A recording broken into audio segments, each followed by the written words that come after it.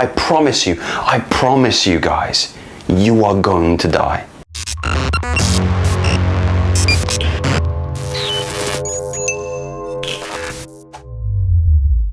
Welcome back, gentlemen. My name is Joseph from Masculine Theory, and in this video I thought I would do another whiteboard rendition, but this time, why caring about what other people think is dumb? So this is a question I get a lot, and I think this will be a very interesting mental exercise for you guys to follow. So pause from doom scrolling through Instagram and TikTok and Facebook, and maybe get yourself a cup of tea, cup of coffee, and we'll kind of go through this together and actually get some real value in our lives for once. So why caring about what other people think is dumb? So first and foremost, there's a lot of neurotic tendencies around most modern men, and I imagine that where you are at the moment in your life, there's probably something that you're thinking about doing that is causing you a little bit of emotional disturbance. It might be that you see a particularly attractive woman that you're working with, and in school, in universities, in the workplace, and you've been toying with this idea of going over and starting up a conversation. Maybe you've been looking up how to pick up women with small talk, whatever the case may be.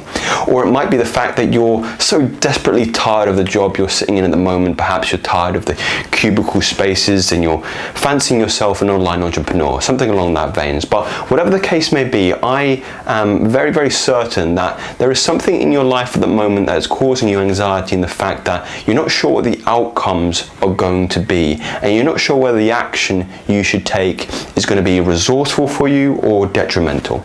And that's usually what it revolves around. It's about doing something risky. Now, the first kind of response I would give to this is that there is an infinite timeline versus your small and stupid life. So think about this. In the history of the human race, the infinite timeline of not just the human race, but the earth and all of its cosmos is your life, and that small event in your one life that you're concerned around. Let's take that example about approaching a beautiful girl in your office and what she might or might not say that is causing you a little bit of anxiety. So let me illustrate this actually. So let's say this is the infinite cosmos of the entire physical existence, all right? And let's say in this infinite cosmos, this is representative of your life in that vast space of time. And then let's even take this one step further. Let's say that this is your lifespan from when you were born and when you die at 87 years old. And then in that 87 years of existence, perhaps around the years of 24 is where you make that action to approach that beautiful girl and hit her up with one of those classic chat up lines that you've learned on some of these other red pill channels. Now it's perspective. It's an art of reframing about the context of where you're living and how you're living in relation to that microscopic event in time.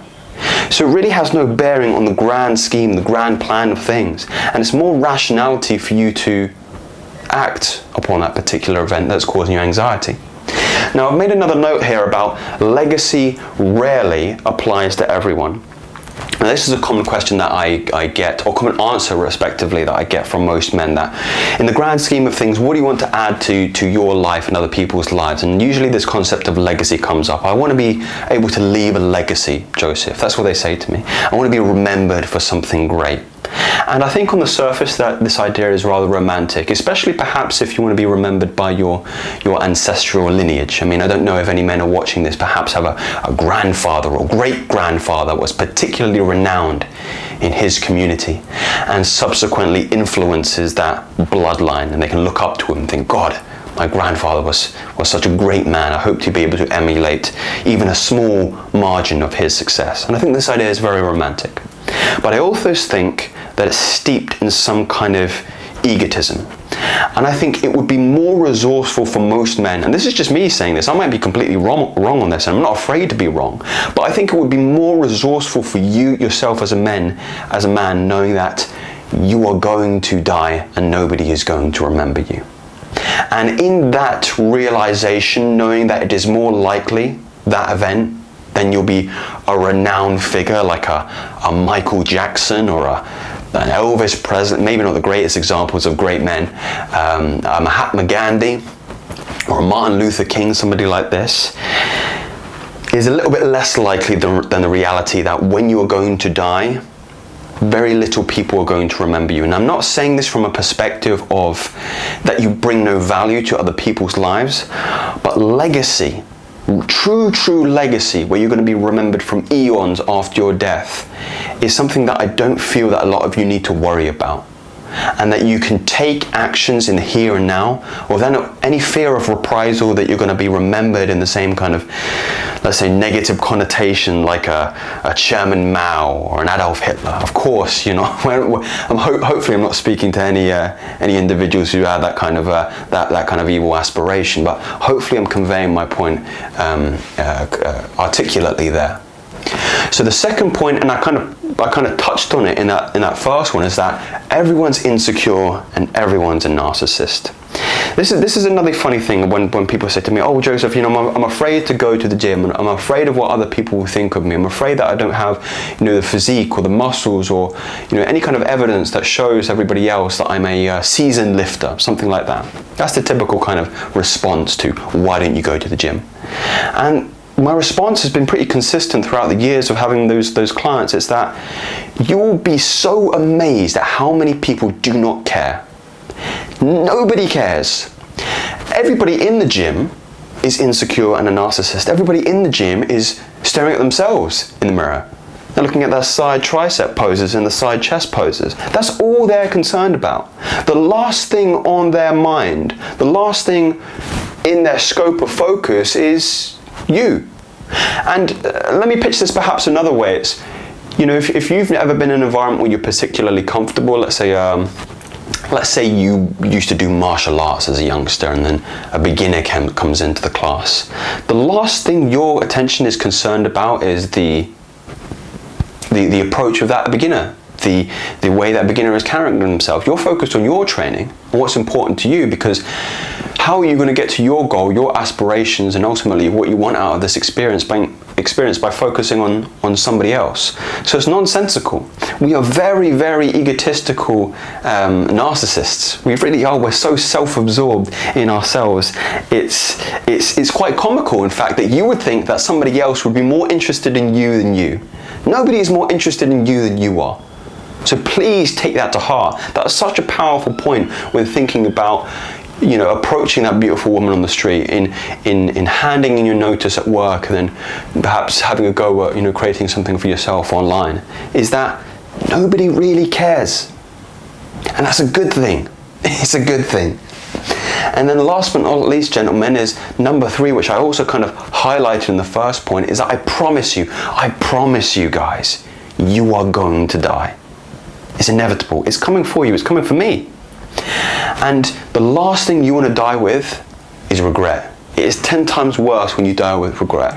And this is a kind of mental exercise that I do a lot when I'm sitting in meditation, because I often say that meditation is a preparation for death, in that you are sitting in the seat of the witness. You are beginning to create a greater space between your body and your mind and sit in this abyss of nothingness, with just yourself being the perception point of the experiences of the mind and the body. And you do not want to be revolving around those constant thoughts on your deathbed about what if you did approach that beautiful woman? What if she did say, yes, let's go on a date? Stop putting so much emphasis on these things in the here and now, and exercise a little bit of hindsight. Exercise a little bit of, in the grand scheme of the infinite nothingness and everythingness of the world, our lives really have no bearing. Our actions really have no bearing on it all. And that you should be able to, and this isn't a nihilistic approach, this is more of an approach of freedom, in fact, that irrespective of you know, the risk you think you're taking to your personal, what would you say, your personal brand or your personal identity, and how you market yourself to the world, that a small action like asking somebody out for a date, approaching a random woman on the street, really is insignificant in the grand scheme of things. And you want to be looking back at you don't want to have this realization at the end of your life, as opposed to the the former parts of your life. And you really want to be leading from the front, knowing that you left nothing on the table. That is my biggest fear in life, is leaving something on the table, is saying no when I should have said yes. So gentlemen, I hope this gives you something very deep to meditate on, and that you should say yes. We should all be approaching a little bit more with confidence and groundedness and self-assuredness in our decisions. And despite what will happen, despite if it doesn't happen in the way that we want it to happen, that is also another opportunity for growth and character development, which is probably a fourth point that I should have put on the board here. But gentlemen, if you enjoyed this little exercise this afternoon, then you can subscribe to myself, and I'll bring you something else very, very soon. Take care.